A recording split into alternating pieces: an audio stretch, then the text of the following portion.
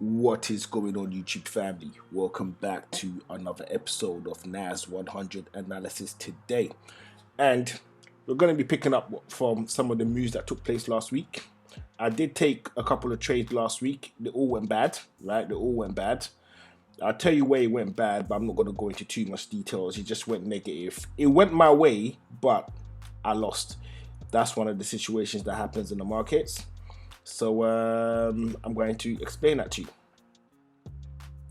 So as I zoom in briefly, I'm going to point you to where I got screwed. And that is this wick over here. That's the one that done me in last week.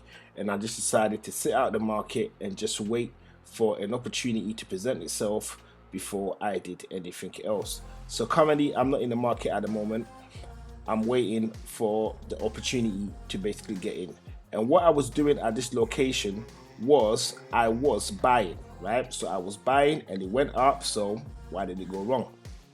So I'm going to go into hourly and I'm going to explain to you exactly why. I almost actually got it dead on, right? So what happened was I bought at this level over here where the arrow's pointing, right here, right? And I had my stop at this level. My stop loss, and that massive navy blue that we got coming all the way down, that was the CPI report. So I'll make this a little bit bigger. So that was the CPI report, and when that came in, it shook me out of the trade. And what is even worse than that was I was attempting to stack as well. So I had my stop at this level, and just above that, around this level over here. So just above this level over here, because I was targeting these wicks, right? I had another buy. So what happened was when price went up, right? Actually no, so I bought around this level. I bought around this level over here, tell a lie. I bought around this level over here, right? So that was my first entry. First entry was right here. And then what happened was price went up. I was feeling good, right? It was going up. Then it got to the top. CPI report came out. It flew all the way down. Triggered my second buy limit. And then flew all the way down and took me out with my stop over here. And then after that, I didn't do anything else, right? Fast forward into this week. I saw this opportunity. No, sorry. So yeah, fast forward this week, Monday. I saw this opportunity over here, but I was just too busy with what I was going on with my day. So I literally forgot. And by the time I looked again, it was somewhere around this level. So I basically left it alone. And as it stands now, with how the market is looking, so let me get rid of all of these.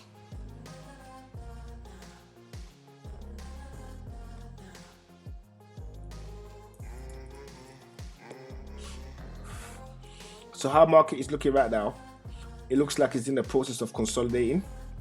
Okay, consolidating or ranging, but it's in one of the two. So this is what it's doing right now in regards to the hourly, right? So it's pretty much at the same level. So if I was just to draw a little box around it, you'll see what I mean.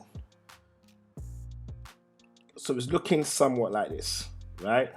Now the thing with ranges is that I actually don't like them because I find them really hard to read, right? So at this point, I couldn't tell you what to do, right? Not that I'm telling you what to do, because once again, I'm not a financial advisor.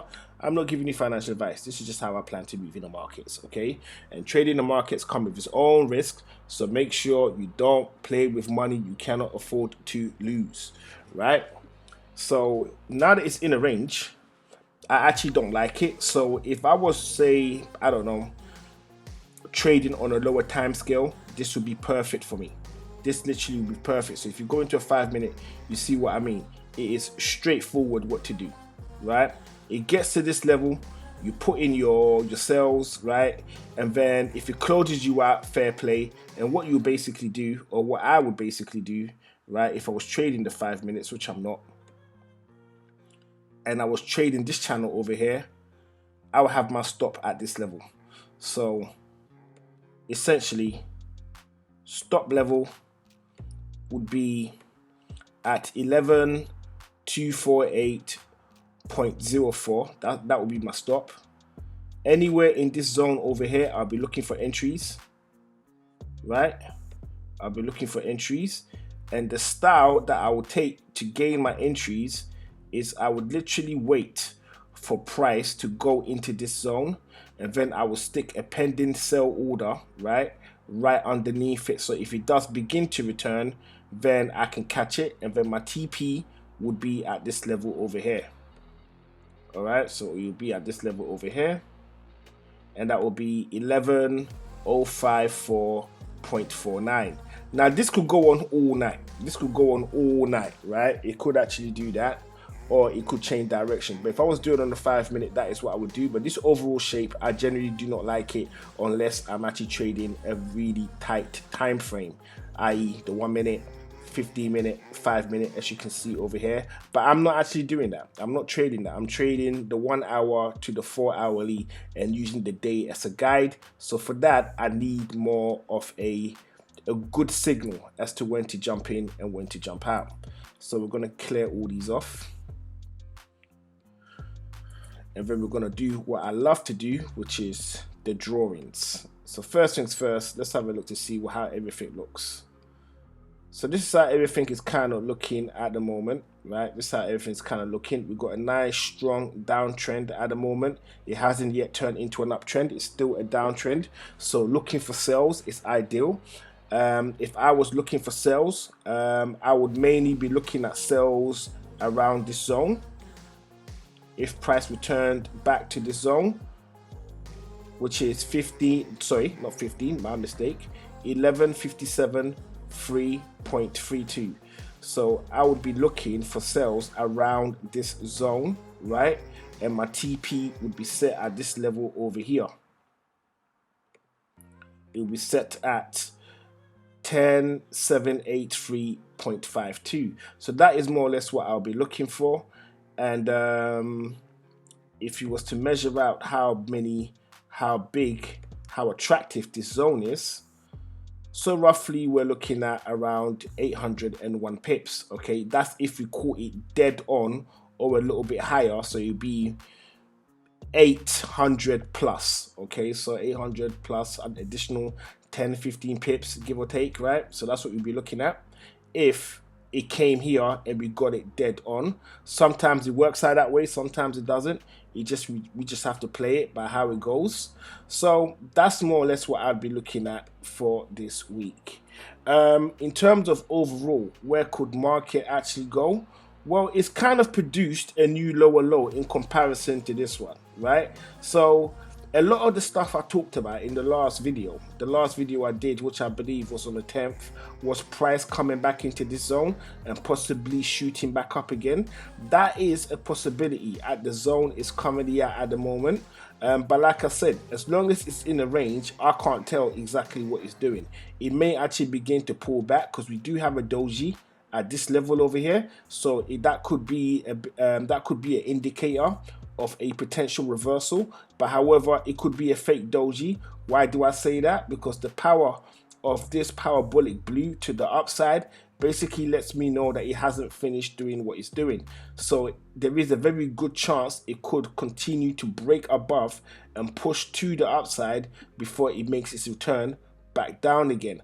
But once it breaks above this level, okay, then a potential pullback could be seen as as bullish, because obviously once it breaks above, we can expect it to go bullish for a moment just to get up to around this level up here, which is 12,416.19. So it could do that if it breaks above it and push through to this level over here, okay?